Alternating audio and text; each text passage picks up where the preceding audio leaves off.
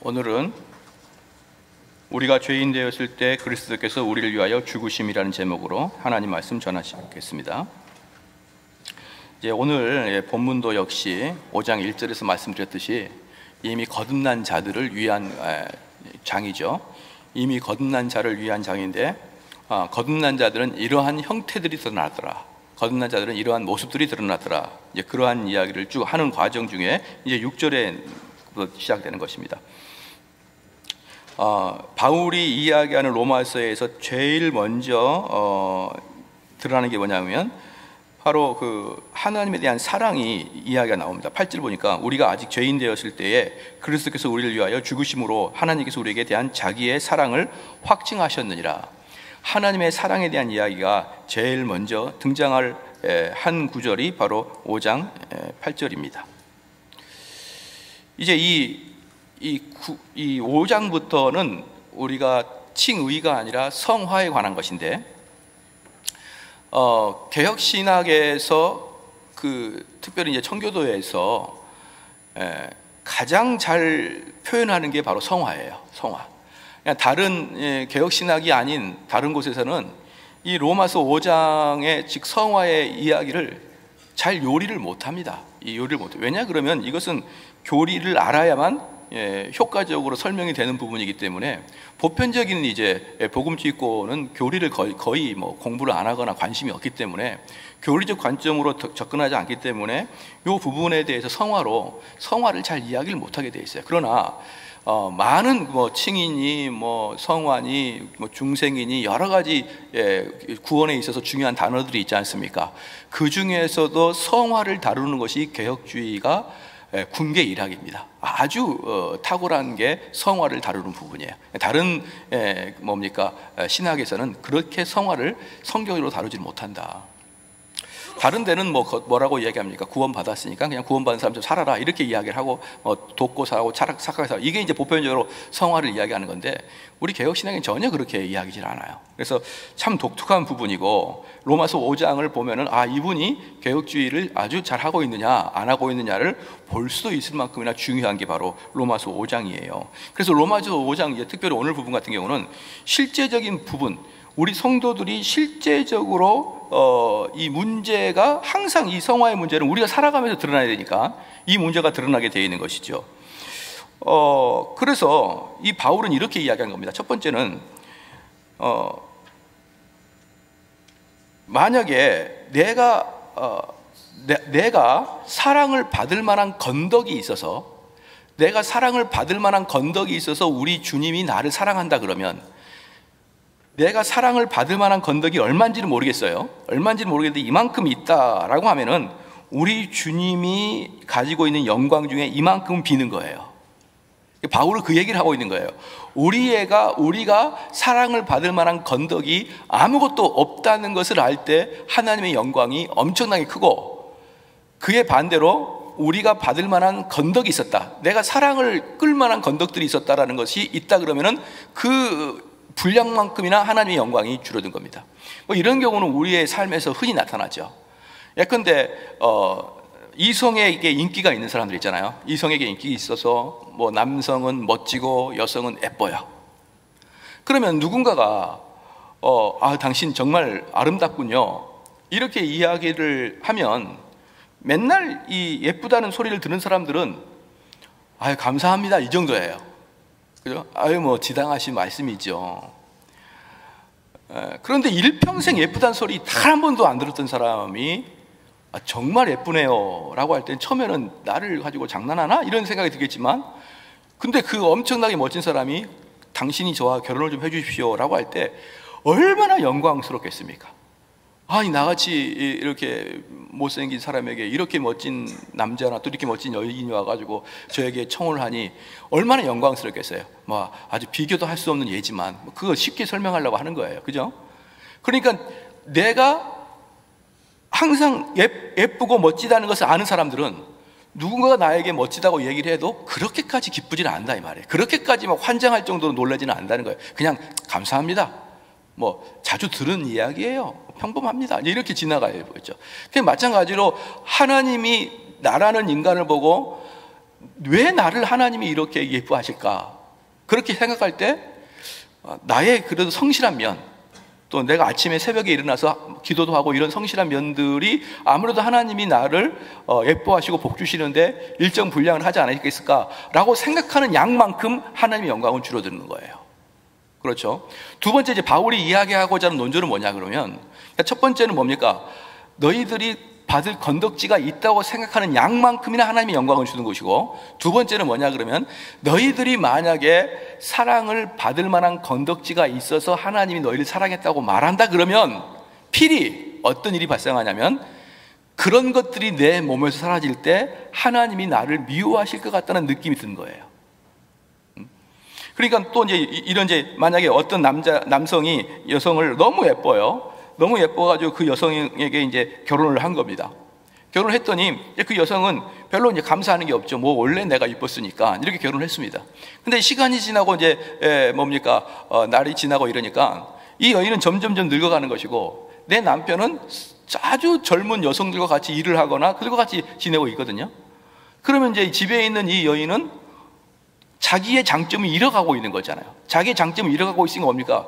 얼굴을 폈다가 늘렸다가 뭐 높였다가 줄였다가 온갖 것을 할 수밖에 없는 불안함에 처해 있는 것이죠. 아, 우리 남편은 얼굴 예쁜 여자를 좋아하는데 어떻게 저렇게 젊은 애들 사이에 있으니까 내가 자꾸 불안해 라는 마음이 있는 거예요.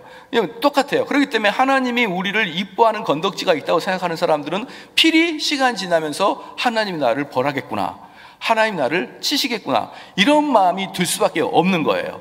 그렇기 때문에 지금 바울은 두 가지 논조예요. 그래서 이 두 가지 논조로 너희들이 받을 만한 사랑이 있다고 느끼는 것은 그게 바로 저주이며 재앙이라는 것이죠. 그건 시간이 지나면은 나에게 저주로 다가올 수밖에 없는 게 나에게 받을 만한 건덕지가 있다는 것이거든요.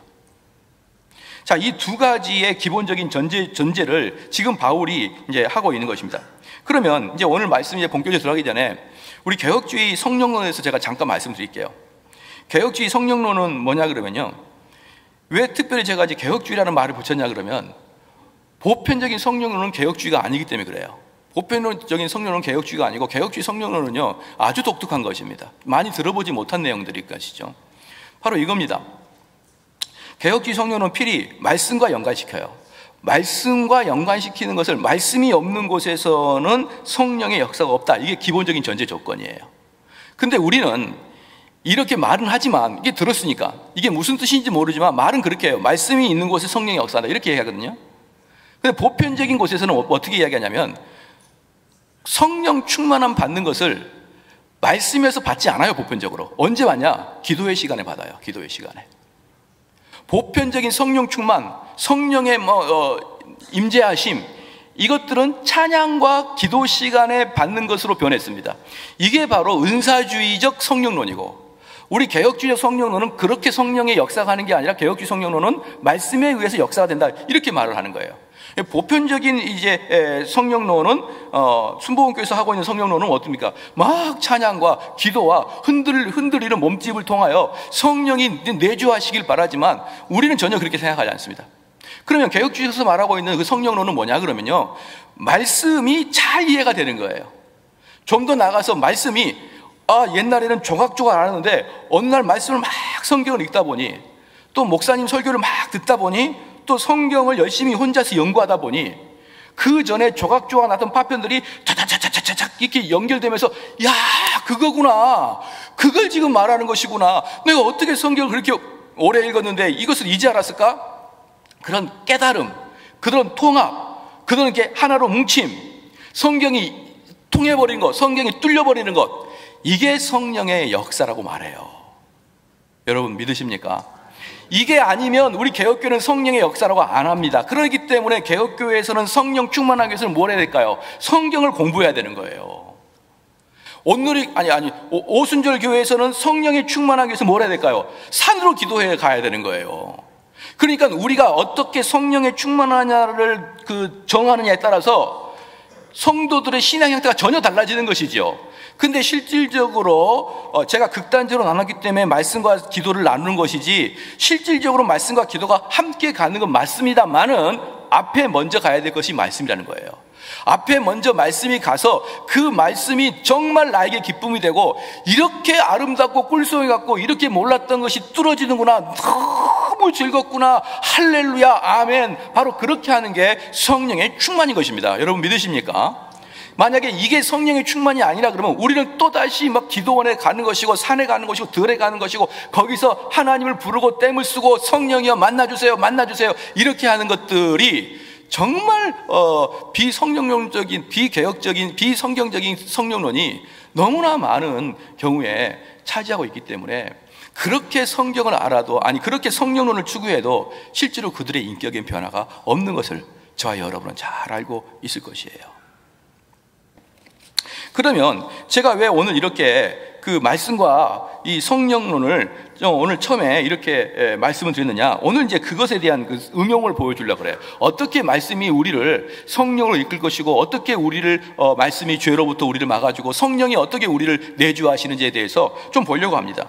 6절 말씀에 우리가 아직 연약할 때에, 이제 하나님이 우리를 구원하실 때 우리는 아직 죄인 되었을 때입니다. 진노 아래에 있을 때였어요. 진노 아래에 있을 때. 근데 그 진노 아래에 있을 때가 뭐였냐면 6절에 연약할 때, 그 다음에 6절 밑에 경건치 않을 때, 8절에 아직 죄인 되었을 때, 그 다음에 10절에 원수 되었을 때, 이렇게 네 가지를 통하여 우리의 인류의 상태를 보여주고 있는 거예요. 그러니까 아까도 처음에 말씀드렸듯이 하나님이 우리를 구원해 주시는데 언제가 가장 하나님께 영광이 돌아가고 가장 기쁘냐 그러면, 우리 인간이 얼마나 추악한지를 깨달으면 깨달을수록 하나님께 영광이 돌아가는 것이고, 우리 인간이 구제불능이라는 것을 알았을 때 그 기쁨이 넘쳐나는 것이죠. 그렇기 때문에 여기서도 5장에서도 8절에서 하나님의 사랑을 이야기하심에도 불구하고 하나님 사랑이 이것이다라고 말하지 않고 전부 다 인간의 잘못을 계속 이야기하는 거예요. 바로 이러한 부분이 하나님이 우리를 이끌어 가시는 반응이다 이 말이죠. 그래서 우리가 얼마나 연약하고 얼마나 경건치 않고 얼마나 죄인 되었고 얼마나 원수 되었는 것을 하나씩 제가 설명을 해드릴게요. 첫 번째, 연약하다는 것은 무슨 뜻이냐 그러면요, 성령의 도우심이 없이는 우리는 어떠한 일도 할 수가 없다는 것입니다. 성령의 도우심이 없이는 우리가 어떠한 일도 할 수 없다는 거예요. 우리가 고린도전서 2장으로 한번 가보겠습니다. 고린도서 2장은 방금 제가 성령 충만함과 동일한 내용의 구절입니다. 9절이에요. 고린도서 2장입니다.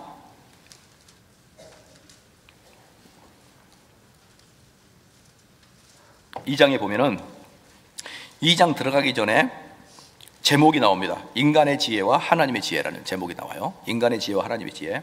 이 지혜는 하나님 말씀을 이야기하는 것이죠. 하나님 말씀. 왜? 하나님 말씀 안에 하나님의 지혜가 담겨 있으니까. 그러면 보십시다. 2절에 내가 너희 중에 예수 그리스도와 그의 십자가에 못 박히신 것 외에는 아무것도 알지 아니하기로 작정하였습니다. 2절 자체가 뭡니까? 구원의 도고 복음이에요. 이게 성경에 기록되어 있는 것이죠. 그렇기 때문에 이 구원의 도가 바로 하나님의 지혜라는 거예요. 이 구원의 도는 어디에 있습니까? 성경에 있는 것이죠. 자 봅시다.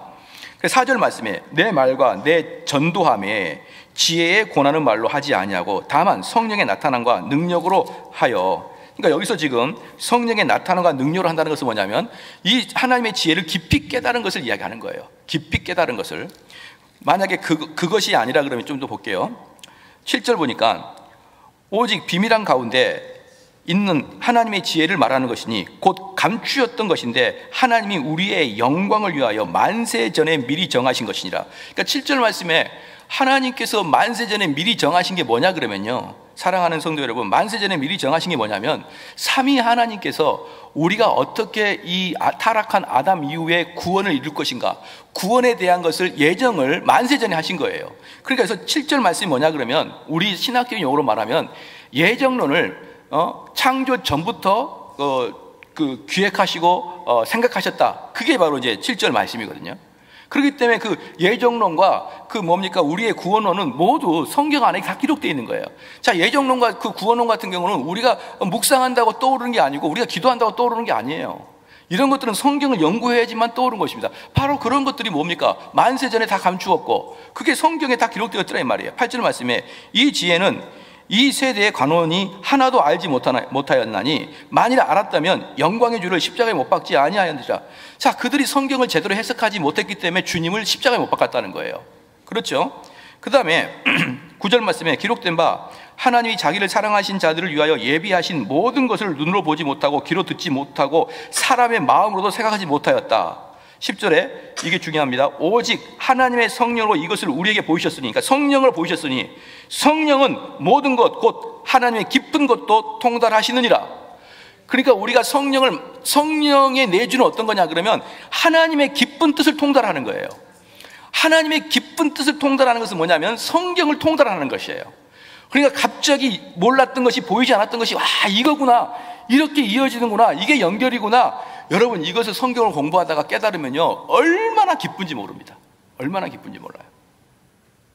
이 기쁨을 맛보면은 정말 이 기쁨에 하루 종일 빠져 있고 싶은 생각이 있는 것이죠. 그러니까 이 기쁨은 우리가 연구하고 우리가 공부하면서 실질적 체득을 해보면 이 기쁨의 맛이 뭔지 아는 거예요.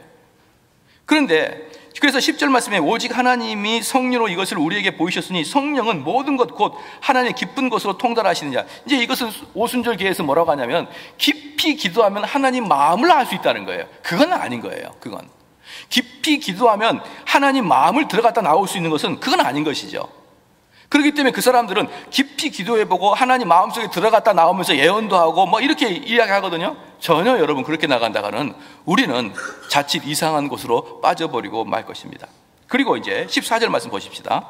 육에 속한 사람은 하나님의 성령의 일을 받지 아니하였나니 저희에게는 미련하게 보이며 또 깨닫지도 못하나니 이런 일은 영적으로라 분별합니다. 사랑하는 성도 여러분, 연약한다는 건 뭐냐? 우리가 지금 첫 번째 봤습니다. 연약한 게 뭐냐?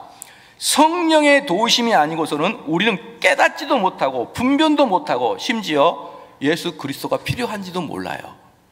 그게 바로 우리 인간의 연약함이다. 우리 인간의 연약함. 우리는 연약해서 이 말씀이 뭔지, 왜 우리에게 주님이 필요한지, 왜 성령의 역사가 중요한지 깨닫지도 못하기 때문에 연약한 자는 구하지도 못하는 것입니다. 이게 바로 연약함입니다. 두 번째, 경건치 않음입니다. 경건치 않음. 이 경건치 않음은 그 헬라어 뜻이 뭐냐면 하나님을 심하게 대적하다라는 뜻이에요.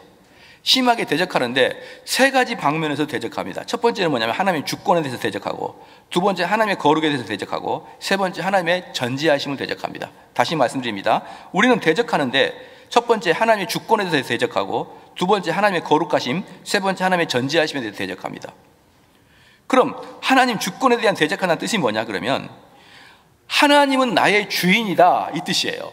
그럼 하나님은 나의 주인이다 이 뜻은 뭐냐면 나는 내가 주인이 아니라 내 주인이 있고 그 주인은 나에게 명령하는 그자다라는 것이죠. 쉽게 말하면 하나님의 주권을 따르는 사람들은 나는 명령을 수납하는 자다 이 개념이 있어야 되는 거예요. 나는 명령에 수납하는 자다, 나는 순종해야 될 자다라는 개념이 하나님의 주권을 인정하는 것입니다. 하나님이 이 땅의 주인이십니다. 하나님이 우리 교회의 주인이십니다. 하나님이 이 가정의 주인이십니다. 그렇게 말만 해서 뭐 하겠습니까? 하나님이 주인이라 쓰는 것은 나는 명령을 받을 자고 그분은 나에게 명령을 할 자다라는 뜻이에요. 그럼 하나님께서는 이 땅에 오시는데 보이지가 않아요. 문제는 하나님은 우리 눈에 보이지가 않습니다. 그래서 하나님께서는 이 땅에 하나님 대행으로 가정에는 부모를, 교회에는 목사를, 사회에서는 윗사람 권위자를 이렇게 우리에게 하나님 대행으로 보내주셨어요. 그건 에베소서에 분명히 나와 있지 않습니까? 그렇기 때문에 뭐라고 했냐면 너희가 눈에 보이는 부모에게도 못할진데 어찌 보이지 않는 하늘 하나님에게 잘할 수 있겠느냐 이 말씀이 있지 않습니까? 그래서 하나님의 주권을 인정하는 자들은 어떤 스타일이냐, 어떤 태도 나타나냐면 하나님이 주신 모든 주권에 대해서 순응을 하려고 하는 마음이 있는 거예요. 아, 저분은 우리 부모니까, 아, 저분은 목사님이니까, 아, 저분은 우리 선생님이니까 내가 거기 순종해야지. 이렇게 당연한 순응의 의지가 있는 것이 바로 하나님을 주권주로 인정하는 사람의 특징입니다. 근데 우리 성도들은 잘 알다시피 이런 문제가 얼마나 지금 무너져 있습니까? 얼마나 무너져 있습니까? 저희 아내가 경찰관인데, 저희 아내가 경찰관인데 그렇습니다. 이제 저희 아내가 과장님인데, 이제 그 경찰서 안에 어떤 이제 직원들끼리만 하는 이렇게 토론하는 데가 있어요. 토론하는 데가 있으면은 저는 옛날에 어릴 때는 막 서장이고 막 이러면 엄청 높은 분인 줄 알았어요. 막 권세도 있고 그런 분인 줄 알았거든요. 그런데 이제 그분들이 하는 모습을 보니까 어떤 일이 있었냐면 그 사이트에서 우리 경찰서에는 무슨 문제가 있어요. 뭐 과장님과의 관계가 어려워요. 서장님과 관계가 어려워. 이런 것을 이제 순경이나 경장 밑에 있는 사람들이 쓰는 거예요. 이렇게 쓰면은 그게 이제 올라오면은 서장님이 난리가 나는 것입니다. 난리가 나가지고 과장들을 모아요. 과장들을 모으면은 야, 지금 홍길동 순경이 이런 지금 불만사항을 올렸는데 이거 최 과장이 한번 가서 상담 좀 하지. 최 과장이. 그럼 최 과장이 어우, 소장님 왜 그런 걸 저한테 시키세요? 어렵게. 아, 그럼 누가 해? 누가 왕입니까? 순경이 왕이에요. 꼼짝을 못 해요. 꼼짝을 못 합니다. 서로. 그래서 이제 여순경들이나 이런 분들이 올리면은 우리 아내가 여자니까 우리 아내가 거의 가요. 가면 뭐라고 하는지 아십니까? 왜 그래? 왜? 뭐가 문제가 있어? 잘 할 테니까 글 내려. 권위가 어디 있고 권위의 자리가 어디 있습니까? 이것들이 우리를 지금 살아가는, 물론 이러한 일이 발생하기 전에 권위주의 문화 때문에 발생한 걸 저도 압니다. 그런데 아시고 있지 않잖아요. 물 더럽다고 애기까지 다 버려버렸어요. 한국은 권위주의 보기 싫다고 권위까지 다 쳐버렸습니다. 당연히 서장이 명령하고 당연히 밑에 있는 직원들이 순종해야 되고 내해야 되고 고분고분해야 되지. 이 세대가 이렇게 완전히 바뀌어버렸습니다. 그런데 이것은 단지 우리 시대의 한 상황이고 그 마음 깊숙한 곳에 뭐가 있냐 그러면 하나님이 주신 권위에 도전하겠다는 거예요. 하나님이 어떤 권위를 주든지 나는 그 권위에 순복하지 않겠다는 그런 마귀와 같은 마음이 있다는 걸 여러분 눈치채고 계셨습니까? 말은 잘해요. 주님은 나의 주인이다 그래요. 주님은 우리 교회의 주인님이에요. 주님은, 예수님은 우리 회사의, 우리 사회의, 우리 국가의 주인이에요. 근데 실질적으로 우리 주님께서 나에게 순종하는 게 아니라 내가 합법적으로 보내는 그런 주권자에게 순종하라는 것에는 전혀 동의하지 않고 있습니다. 바로 이게 경건치 않음의 첫 번째입니다. 두 번째는 거룩이에요. 거룩은 뭐냐면 당연히 도덕성과 연관되어 있죠. 당연히 도덕성과 연관되어 있는데 주님의 거룩은 딱 한마디로 이겁니다. 절대적인 기준이 갖고 있는 도덕이에요. 절대적 기준을 갖고 있는 도덕. 한번 제가 얘기해 볼게요. 미국 문화가 아프리카 문화보다 좋아, 이렇게 이야기하면 기분이 안 좋죠. 즉 문화에는 이미 상대화가 진행되어 있습니다. 이미 문화는 상대화가 진행되어 있어요. 그래서 우리 것이 제일 좋아, 이것은 현대에 어울리지 않는 이야기들입니다. 절대적 기준을 흐트렸습니다. 하나님의 거룩을 대적하는 것은 절대적 도덕적 기준을 흐트렸습니다. 그 다음에 도전하는 것이 뭡니까? 전지하심입니다. 하나님의 전지하심이에요.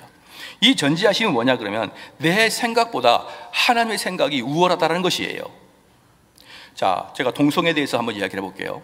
교회를 다닌 사람들 중에서도 동성애가 우리한테 절대적으로 피해를 주지 않는다 그러면 동성애를 그렇게까지 우리가 뭐라고 할 필요가 있느냐라고 마음씨 넉넉한 분들이 계시는데 잘 들어보시기 바랍니다. 동성애는 뭐냐 그러면 몸은 남자인데 정신이 여자라는 거예요. 몸은 남자인데 정신이 여자인 거예요. 근데 그게 뭐가 문제냐면 태어날 때부터 선천적으로 그랬다는 것이죠. 선천적으로 몸은 남자인데 머리는, 정신은 여자로 태어난 거예요. 그래서 내가 그 몸을 바꿔내겠다는 것입니다. 그게 트랜스젠더죠. 그럼 사랑하는 성도 여러분, 하나님이 틀렸다는 뜻이에요. 하나님이 잘못했습니다. 하나님이 틀렸습니다, 그 뜻이에요. 하나님이 틀리게 내 몸과 내 마음을 만들어놨으니까 내가 고치겠습니다, 이 뜻입니다. 많은 사람들이 동성애가 no problem, 그들의 그 교만한 마음 속에 하나님 당신 틀렸다는 거예요. 근데 그걸 교인들이 오케이 받아들인다고요.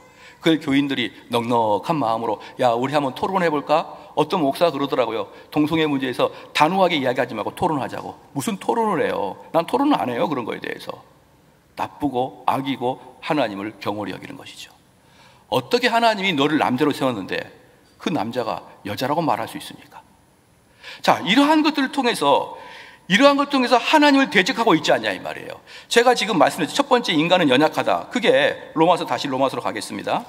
로마서로 가게 되면 첫 번째 6절에 연약하다, 두 번째 경건치 않는다. 그 경건치 않는 것 중에 우리가 세 가지를 봤습니다. 하나님의 주권에 대전하고, 하나님의 거룩에 도전하고, 하나님의 전지하심에 도전합니다. 이러한 것들이 우리 지금의 이 세대만 있었던 게 아니라 이미 바울이 로마서 쓸 때도 똑같았었습니다.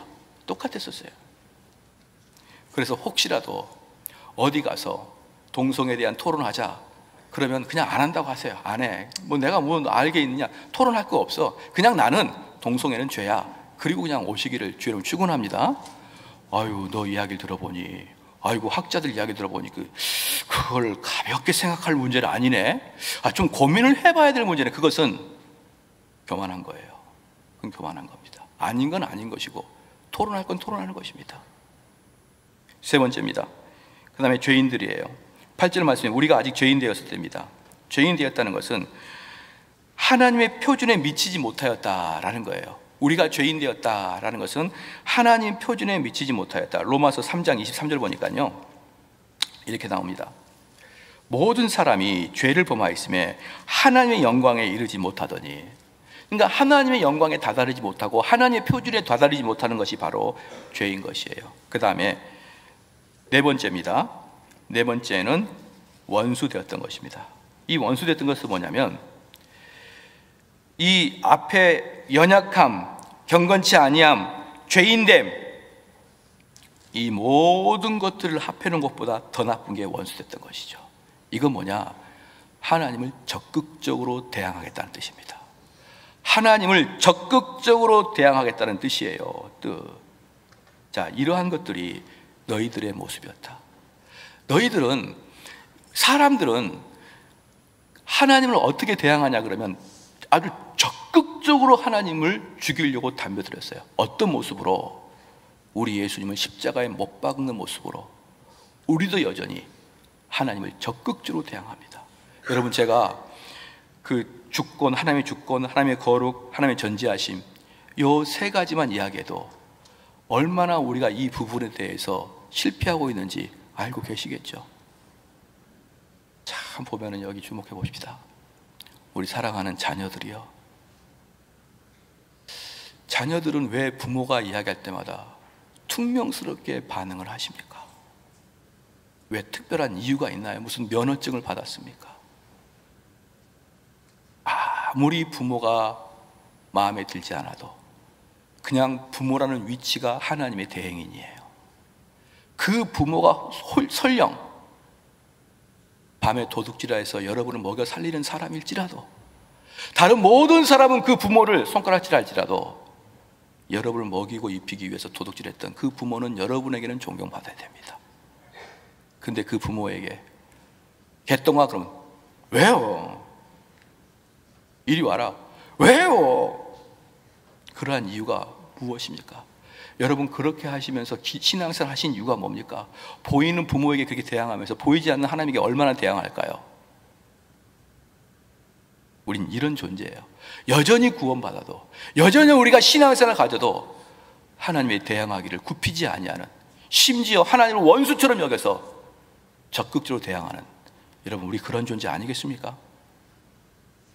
그러므로 이제 오늘의 본문 말씀을 통하여 본질적으로 들어가겠습니다. 그러면 이제 여기에서 우리 인간에게는 죄가 있는데, 죄가 두 가지 죄가 있는 것이죠. 첫 번째는 원죄고, 두 번째는 자범죄입니다.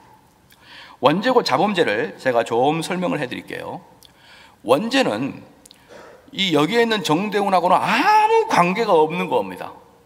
그렇잖아요. 제가 그 죄를 저지르지도 않았고, 그리고 그 죄를 저지른 아담을 내가 알지도 못하고, 그 아담이 저지른 죄를 내가 받겠다고 동의도 하지 않았고, 그냥 태어나 보니까 원죄 속에 태어난 거예요. 태어나니까 원죄에서 태어난 것입니다. 그런데 내 의지와 아무 상관없이 나에게 원죄가 있기 때문에, 사랑하는 성도 여러분, 하나님은 우리의 원죄를 가지고 우리를 처벌하지 않아요. 왜? 그건 내게 아니니까. 믿으시길 저는 축원합니다. 내가 원죄를 가지고 처벌받는다 그러면 그건 하나님의 불의함입니다. 우리는 그걸 저지른 적이 없어요. 그러면 원죄는 뭐냐? 다른 말로 말해서 쉽게 말하면 원죄는 이거예요. 네 영혼이 아담 이후로 죽었다는 거예요. 죽었다. 너의 영혼이 죽었다. 이게 원죄라는 개념이에요. 그럼 우리는 천국 가려면 살아나야 되는 거예요. 이게 거듭남이에요. 그렇기 때문에 원죄는 그냥 우리가 태어날 때부터 영혼이 죽게 태어난 거예요. 사생아로 태어난 것입니다. 죽었어요. 그래서 우리는 죽었기 때문에 아무리 흔들어도 우리는 움직이지 않고, 아무리 잘 살아라고 도덕적으로 철학적으로 이야기라도 이 사람은 듣지 못해요. 그냥 시간 지나면서 썩은 냄새만 나는 거예요. 부패한 냄새가 나는 거예요. 그게 원죄입니다. 그래서 원죄는 다른 말로 그냥 지옥 가는 거예요. 원죄는 그냥 그대로 지옥 가는 것입니다. 그럼 여기에 비해서 자범죄는 뭐냐? 자범죄는 내가 알고 인식하고 의도적으로 짓는 죄가 자범죄입니다. 그러므로 사랑하는 성도 여러분, 원죄는 우리의 구원의 문제고 자범죄는 성화의 문제예요. 원죄는 우리의 구원의 문제니까 우리가 지옥에 우리가 태어나자마자 죽어있는 영혼이기 때문에, 우리가 태어나자마자 죽어있는 영혼이기 때문에 내 의지와는 아무 상관없이 우리 아담을 통하여 내가 죽었어요. 그래서 이 다음에 아담과 12절 보십시오. 아담과 예수 그리스도 대조하지 않습니까? 그 이유가 그런 것이에요. 원죄는 뭐냐면 나와 아무 관계없이 아담의 죄로 말하면 내가 원죄를 했기 때문에 내가 지옥 가는 거예요. 마찬가지로 구원도 나와 아무 관계없이 우리 주님이 하셨기 때문에 구원받는 거예요. 내가 아무런 노력 없이 원죄가 됐고 내가 아무런 노력 없이 구원 얻는 것입니다. 이것은 천상의 일이에요. 그럼 우리에게는 뭐가 문제냐? 성화의 문제가 나옵니다. 성화의 문제. 성화의 문제는 저와 여러분이 인식할 수도 있고 더 나아가서 인식할 수 있다는 것은 그 죄를 범하지도 않을 수도 있다는 뜻이에요. 그러므로 말미암아 우리가 원죄 때문에 우리가 책망받지 않듯이, 사랑하는 성도 여러분, 우리가 원죄 때문에 우리가 책망받지 않듯이 우린 자범죄 때문에 책망받습니다. 그래서 우리의 죄가 주홍빛 같을지라도 눈과 같이 희게 해준다는 것은 원죄의 문제예요. 우리의 죄가 아무리 클지라도 하나님 앞에 자복하고 회개하면 우리 하나님이 용서해 준다는 것은 구원의 문제예요. 그러나 성화의 문제, 여러분이 분명히 인식하고 자범죄라 그러기도 하고 그것을 짐짓 짓는 죄라고 하기도 합니다. 뭡니까? 고의적으로 짓는 죄를 말하는 거예요. 이러한 죄들은 내가 분명히 이것이 죄인 걸 알면서도 불구하고 내가 그 죄를 짓는 것은 저와 여러분이 이 땅에서 다 보응받고 갈 것을 여러분 믿으셔야 되는 거예요. 사랑하는 성도 여러분, 자꾸 죄를, 원죄와 자범죄를 왔다 갔다 이렇게 왔다 갔다 하니까 이것이 자꾸 착각이 되는데 그러지 않습니다. 원죄와 자범죄는 전혀 다른 영역이고요, 원죄의 문제는 구원의 문제지만 자범죄의 문제는 성화의 문제고, 성화의 문제에 있어서는 저와 여러분이 잘못 가면 하나님이 회초리를 들을 수밖에 없는 것이에요. 이게 바로 성화의 문제입니다. 그러면 바로 아까도 제가 처음에 말씀드렸듯이 이 성화의 문제를 가장 탁월하게 해석하는 분들이 바로 개혁주의 신학자들이에요. 그러면 하나님이 이 땅에서 은혜를 주시는데 은혜를 세 가지 방식으로 주십니다. 첫 번째는 특별 은혜예요. 특별 은혜. 내가 너를 구원하였노라. 특별히 지목해서 특별 은혜. 그게 바로 구속의 은혜입니다. 그렇죠? 두 번째 은혜가 뭐냐면 일반 은총의 은혜예요. 하나님이 오늘 또 비를 내려주셔서 많은 사람이 그 비 때문에 먹고 살아요. 그렇잖아요. 어떤 사람은 일반 은총 속에서 열심히 노력했더니 돈을 많이 벌었어요. 복을 받은 거예요. 어떤 사람은 열심히 노력해가지고 공부를 해서 좋은 대학교를 갔어요. 복을 받은 거예요. 그건 일반 은총입니다. 일반 은총은 악인이나 선인에게 동일하게 비를 내리십니다. 할렐루야. 일반 은총은 교회를 다닌 사람이나 교회를 다니지 않는 사람이나 열심히 공부하면 성적이 오르게 되어 있어요. 일반 은총은 내가 돈을 전략하고 내가 열심히 좋은 아이디어로 열심히 돈을 벌면 돈이 모이게 되어 있어요. 이것은 믿는 사람과 믿지 않는 사람이 동일하게 나타나는 게 일반 은총이에요. 세 번째가 중요합니다. 이게 바로 성령의 감화 감동입니다. 성령의 감화 감동. 우리에게 은총이 세 개로 주어지는데 구속의 은총, 일반 은총, 세 번째 성령의 감화 감동 은총이에요. 바로 그 성령의 감화 감동이 성화입니다. 할렐루야. 그러면 제가 여기서 좀 더 말씀을 하겠습니다. 그럼 질문이 이거예요. 질문이 뭐냐면, 목사님, 내 안에 원래 우리는 진노의 자식이었죠. 그렇기 때문에 우리 몸뚱아리는 원래 악한 마귀가 주인이었어요. 마귀가 주인이었습니다. 그래서 우리는 선을 행할래야 행할 수가 없어요. 근데 어느 날 하나님이 말씀을 타고 내 속에 들어오셔서, 아까도 처음에 말씀하셨죠. 성령론은 말씀론이라고, 말씀을 내가 계속 들으니 그 말씀을 타고 성령이 내 안에 들어왔습니다. 그러면 성령님은 마귀를 이길 수 있으니까 내 중심 자리를 성령이 보좌를 차지하고 딱 앉아 계셔요. 내 마음 중앙에 예수님이 좌정 딱 하고 계십니다. 성령을 통하여. 그런데 그 전에는 내 주인이 마귀였던 거예요. 그런데 갑자기 외부에서, 마귀 입장입니다. 편안하게 있는데 외부 입장에서 어떤 사람이 오더니 나를 딱 쫓아내고 자기가 정권을 차지했습니다. 그럼 이 나머지 사람들은 어디로 가느냐? 내 인격의 구석구석으로 숨어 들어가요. 내 인격의 구석구석 숨어 들어가면서 우리로 말하면 빨치산의 일을 하는 것이에요. 게릴라를 하는 거예요. 산속에 들어가서, 들속에 들어가서 숨어 있다가 약한데 침투하고 그 가서 뭐 죽이고 음식을 빼앗고, 이렇게 하는 것이 지금 우리 믿는 사람들의 마음의 상태입니다. 믿지 않는 사람들은요, 그냥 마귀가 좌정하는 것이고, 믿는 사람들은 성령이 좌정하시는데 나머지 죄악들은 다 인격 속에 구석구석 숨어있는 상태가 성도들의 마음 상태예요. 그럼 우리가 여기서 이해가 안 되는 게 뭐냐 그러면, 아니 어떻게, 그러면 성령님이 주인이신데 그 마귀들을 못 이겨서 계속 내가 죄를 짓게 합니까? 나는 어떻게 믿는 자인데 내가 왜 계속 죄에 넘어집니까? 이렇게 이제 한탄하는 사람이 있는 거예요.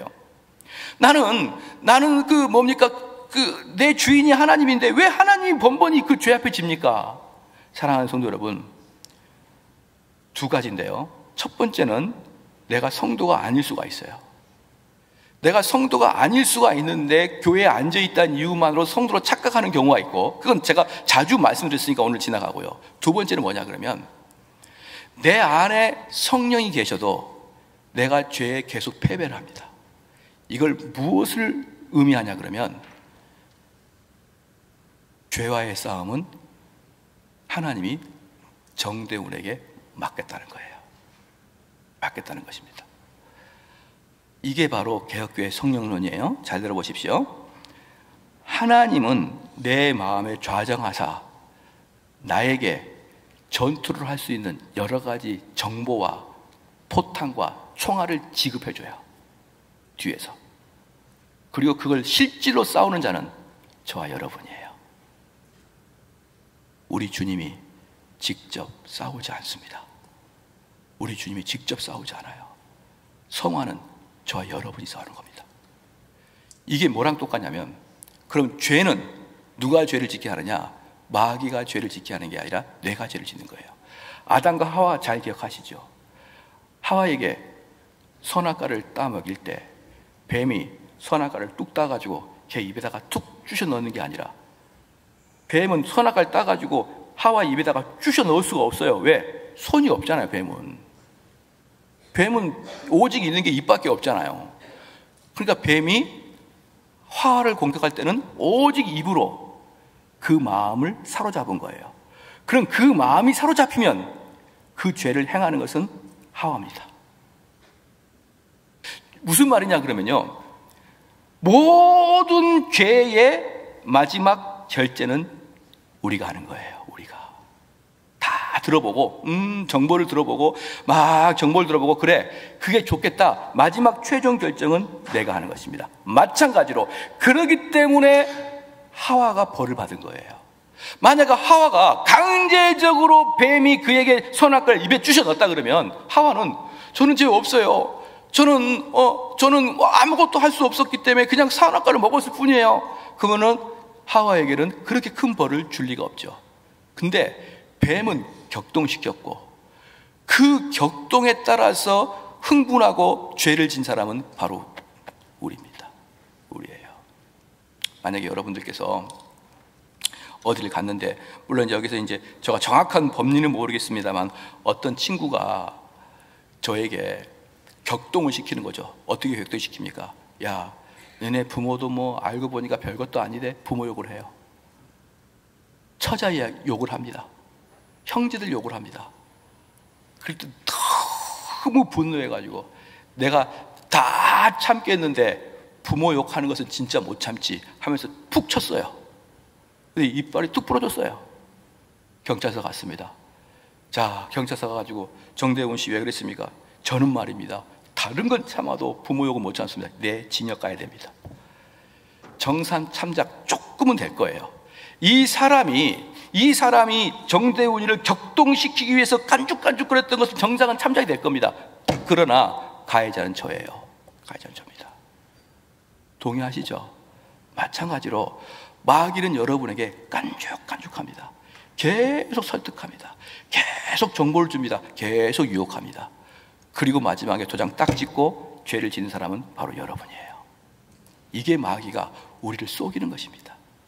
똑같아요. 이 속의 마음을 가지고 이 마음을 누가 차지하냐는 문제인데, 이 똑같은 것을 어떻게 하냐면은 성령님도 우리를 위해서 직접 싸워주지 아니하시고 성령께서 이 전투에 앞장서지 아니하고 우리를 뒤에서 계속 응원하고 정보 주고 지혜 주고 말씀 주고 협력하고 힘을 줘서 우리가 그 말씀을 가지고 저 마귀를 대적하게 하고, 이 마귀는 기쁨과 재미와 만족을 줘서 우리를 대적해 하고, 이 대적이 저와 여러분 마음속에 끊임없이 있는 거예요.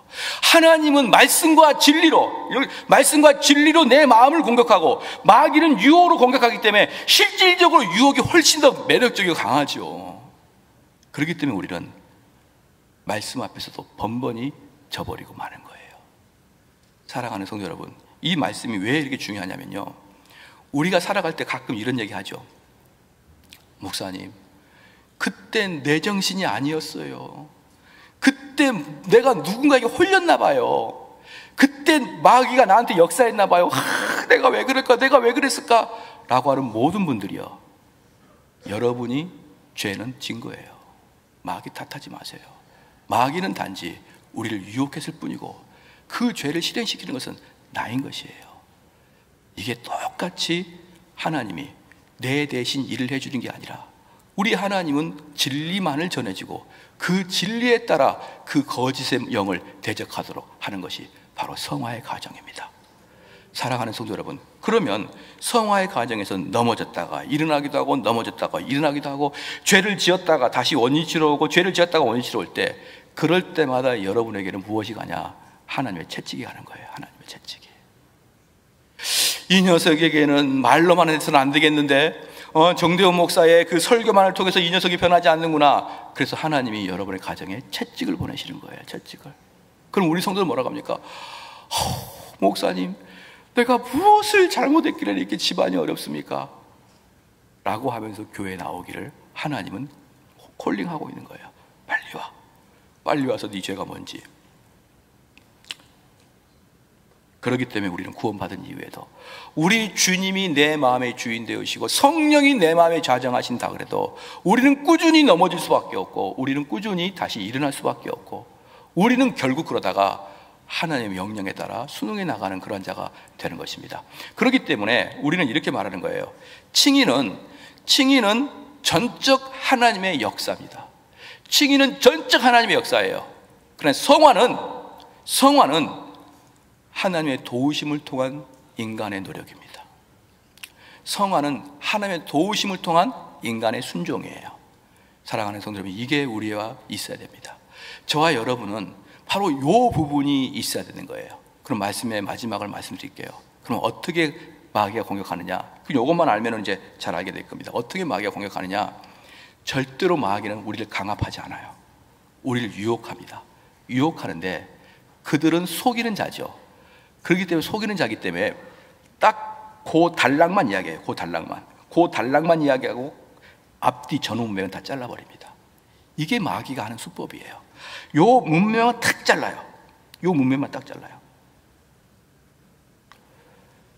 야, 얼마나 재밌는 줄 아냐? 얼마나 재밌는 줄 아냐? 이렇게 이야기할 때, 너가 만약에 이 일을 하게 되면 이런 재미, 이런 기쁨, 이런 만족 다 줄게. 요거. 그런데 하나님 말씀을 가르치는 진리는 처음과 끝을 이야기합니다. 너가 이것을 했을 때 그 이후에는 어떤 일이 발생하는 줄 아느냐? 아까도 제가 말씀드렸잖아요. 봐보십시다. 우리 세상에서는 이렇게 얘기하는 거예요. 세상에서는 야, 동성애가 뭐가 죄가 있느냐, 그걸 교회 다니는 사람들도 그들을 긍휼히 여겨줘야 된다, 이렇게 하면서 교회 다니는 사람들도 그것을 받아들여요. 왜? 그것만 보니까, 동성애에 대한 문제 보니까. 그러나 전맥을 보십시오. 하나님을 경홀히 여김이 포함되어 있다는 것을 말하지 않아요. 이들은 인권을 이야기하고 이들은 연약한 자를 이야기하지만 하나님의 전체 범위에 대해서는 뚝 잘라버리고 하나님이 어떻게 생각하신 거에 대해서는 전혀 얘기하지 않습니다. 다 그것만 얘기해요. 그런데 여기에 비해서 하나님 말씀을 가리키는 진리의 주의 종이 뭐라고 얘기합니까? 기승전결을 이야기해 주는 거예요. 기승전결을 이야기해 주면 너 그거 하다가 걸리면 죽어, 너 그거 하다가 이 땅에 다 보응받아, 가짜들이 나타나가지고 모든 죄도 다 용서해 준다. 그런데 천만의 말씀이야. 내가 성경을 보여줄게. 죄진 사람들은 다 보응받아. 심지어 다윗조차 또 그 아들이 죽였고 그 집에 피가 끓이지 않는 그 벌을 다 받았어. 너 조심해야 돼. 계속 그런 진리의 말씀이 선포가 되면 어떻게 현상이 되느냐, 죄가 딱 오잖아요. 죄가 딱 오면은 덜커덩거려요. 덜커덩. 이거 너무 매력적인데, 내가 오늘 승기를 한번 팍 내버릴까? 내가 살짝 거짓말 할까? 이런 마음이 있는데 그 이후의 것을 목사를 통해서 배웠거든요. 그런 이유가 그 이후에 무엇이 올지를 목사를 통해 배웠거든요. 그렇게 되기 때문에 이 사람들은 죄를 덜 짓게 되는 것입니다. 사랑하는 성도 여러분, 그렇기 때문에 하나님 말씀이 여러분의 성화와 함께 가는 거예요. 우리의 성화와 말씀이 함께 가는 것입니다. 자, 요거 하나만 꼭 기억해 주십시오. 내가 갑자기 불현듯 좋지 않은 생각이 떠올랐어요. 불현듯 좋지 않은 생각이 떠올랐습니다. 그런데 요것을 상당히 사람들이 오해하고 왜곡하는 게 뭐냐면, 내가 속으로 생각하는 거하고 내가 육체로 행위하는 거하고는 똑같다. 그 죄가 그 죄다. 그 죄가 육체로 드러나지 않았을 뿐이지 그 죄는 내가 속으로 생각하고 똑같다. 이렇게 얘기하거든요. 물론 성경에 그렇게 나왔고, 근데 이게 어떻게 잘못 왜곡됐냐면은, 내 마음에 좋지 않은 생각이 떠오르면 에이, 좋지 않은 생각이나 좋지 않은 행동이나 똑같으니까 이왕 베리 뭐, 에이, 그냥 죄 짓고 회개하지 뭐, 이렇게 됩니다. 이렇게 돼요. 필히 그렇게 되는 거예요. 성경을 잘못 가리키면 항상 이상한 게 나와요. 내가 머리에 떠오르는 게 죄라고? 머리에 떠오르는 생각이나 내가 직접 지는 죄 똑같다고? 그럼 내가 직접 죄를 지어버리지 뭐, 이렇게 됩니다. 그렇지 않아요. 여러분 속에 불현듯 떠오르는 그 죄는 여러분 책임 아니에요. 그건 마귀 책임이에요. 백날 불현듯 떠오르는 죄가 있어도 그럼 여러분이 하나님을 탓하지 못해요. 왜? 갑자기 떠올랐는데? 갑자기 지나가다가 갑자기 안 좋은 생각이 떠올랐는데요? 그것은 여러분이 잘못한 거 아니에요. 마귀의 유혹이지. 언제부터 죄냐? 그 죄를 딱 받고 그때부터는 논리적으로 만들어가기 시작하는 거예요. 이걸 확장시키는 거예요. 이걸 더 생각을 논리적으로 만들어가는 거예요. 이야기를 만들어요. 딱 지나가다가 저 사람이 눈빛이 딱 안 좋아요. 기분 나빠. 이거 죄입니까 아닙니까? 죄 아니라니까요. 저 인간 왜 나를 저렇게 째려보는 거야? 기분 나빠. 이건 죄가 아니에요. 언제부터 죄냐? 제가 눈빛이 저런 거 보니까 저 옆에 순이하고 나한테 쑥덕거렸겠구만. 어쩐지 순이랑 제가 신발이 똑같더라고. 이 둘이 나를 열심히 뒤에서 이야기했겠구나. 내가 얘네들 가만 안 둬야지. 이건 죄예요. 내가 그 철수의 눈을 딱 봤는데 철수가 너무 기분 나빠요. 기분 나빠. 그건 죄가 아니란 말이에요. 그건 마귀가 우리에게 준 거예요.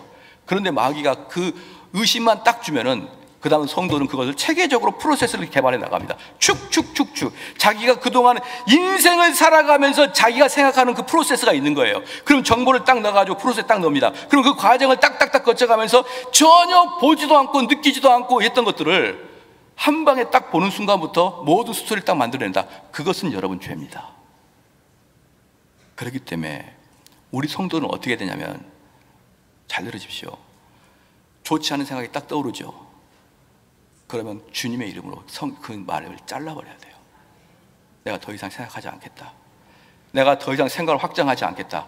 그럼 여러분 죄 하나도 없습니다. 원죄는 있죠. 자범죄는 없는 거예요.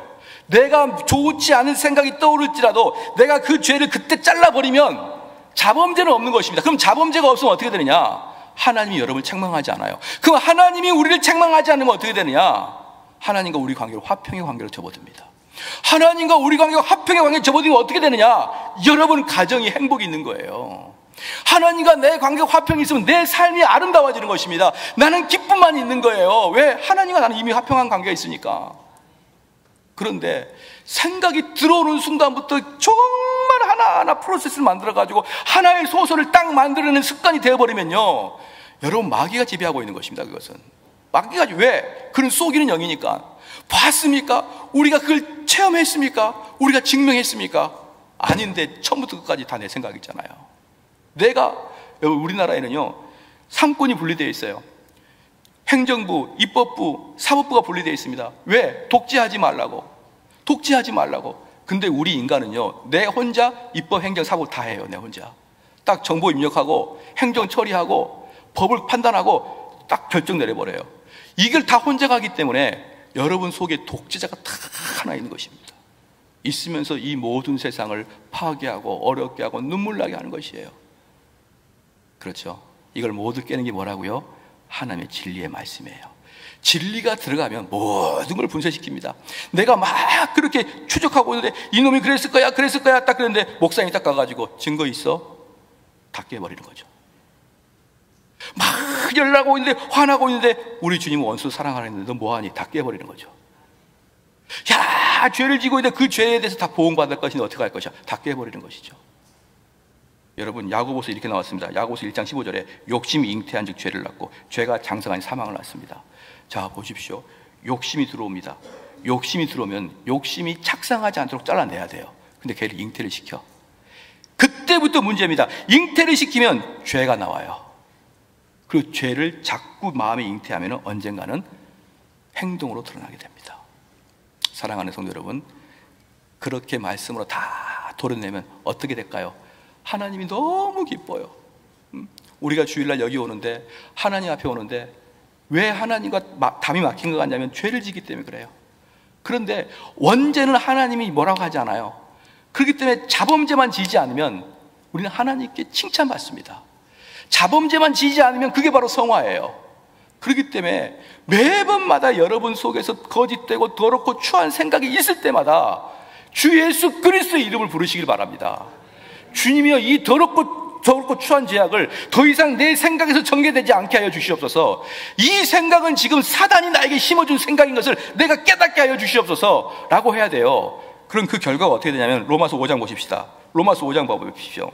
10절 말씀에 곧 우리가 원수 되었을 때 그 아들의 죽으심을 말미암아 하나님으로 더불어 화목되었은즉 화목된 자로서는 더욱 그의 살으심을 인하여 구원을 얻을 것이나 어떻습니까? 화목되었고 화목된 자들은 더욱더 하나님께 의지합니다. 왜?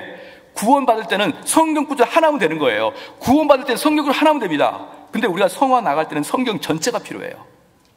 그렇기 때문에 더 하나님께 의지할 수밖에 없는 거예요. 성화가 더 어렵습니다. 여러분 11절 보십시오. 이뿐 아니라 이제 우리로 화목을 얻게 하신 우리 주 예수 그리스도로 말미암아 하나님 안에서 또한 즐거워하느니라. 사랑하는 성도 여러분, 우리의 삶에 왜 즐거움이 없습니까? 자범죄 때문에 그러는 거예요. 왜 자범죄 때문에 우리의 즐거움이 없습니까? 그 죄가 내 속에 들어왔을 때 에라 그냥 베리몸 그냥 계속 생각하고 계속 화내고 계속 행동하자 이렇게 하기 때문에 자범죄예요. 자범죄는 루터가 그랬잖아요. 머리 위로 지나가는 새는 가만 놔둬도 괜찮아요. 근데 둥지만 틀지 말라고요. 둥지를 트는 게 문제란 말입니다. 그게 루터가 얘기한 거예요. 마찬가지로 불현도 좋지 않은 생각 누구나 떠오릅니다. 아우 저 녀석 한구탱이 하고 싶어. 한구탱이 하고 싶어. 돌아서면서 뭐라고 합니까? 그러나 예수 그리스도 이름을 명하노니 이 거지야 추악된 거지사 물러갈지어다. 그리고 가면 돼요. 그리고 그게 바로 우리가 살아가야 될 일입니다. 그럼 저는 여러분들이 기쁨이 넘칠 거예요. 우리 같이 말씀을 기억하면서 기도하겠습니다. 우리가 이 자범죄가 우리를 얼마나 힘들게 하는지, 이 자범죄가 하나님과 우리 관계를 얼마나 막아버리는지 우리가 배웠어요.